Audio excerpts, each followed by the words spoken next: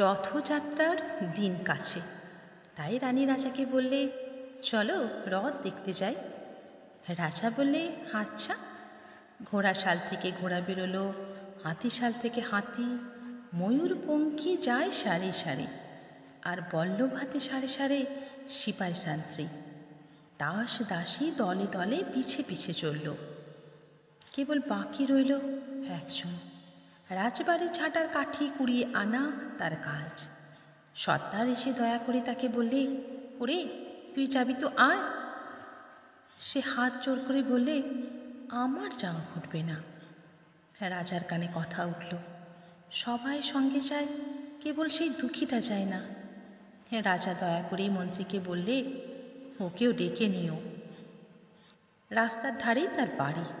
হাতি যখন সেখানে পৌঁছলো, মন্ত্রী তাকে ডেকে বললে, ওরে দুঃখী, ঠাকুর দেখবি চল। সে হাত জোর করে বললে, কত চলবো, ঠাকুরের দুয়ার পর্যন্ত পৌঁছই এমন সাধ্য কি আমার আছে? মন্ত্রী বললে, ভয় কিরে তোর, রাজার সাথে চলবি? সে বললে, সর্বনাশ, রাজার পথ কি আমার পথ? মন্ত্রী বললে, তবে তোর উপায়? তোর ভাগ্যে কি রথযাত্রা দেখা ঘটবে না? সে বললে, ঘটবে বই কি, ঠাকুর তো রথে করেই আমার দুয়ারে আসেন। মন্ত্রী হেসে উঠল, বললে, তোর দুয়ারে রথের চিহ্ন কই?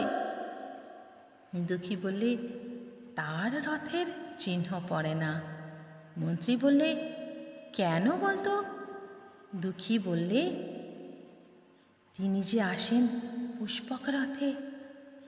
মন্ত্রী বললে, কই রে সেই রথ?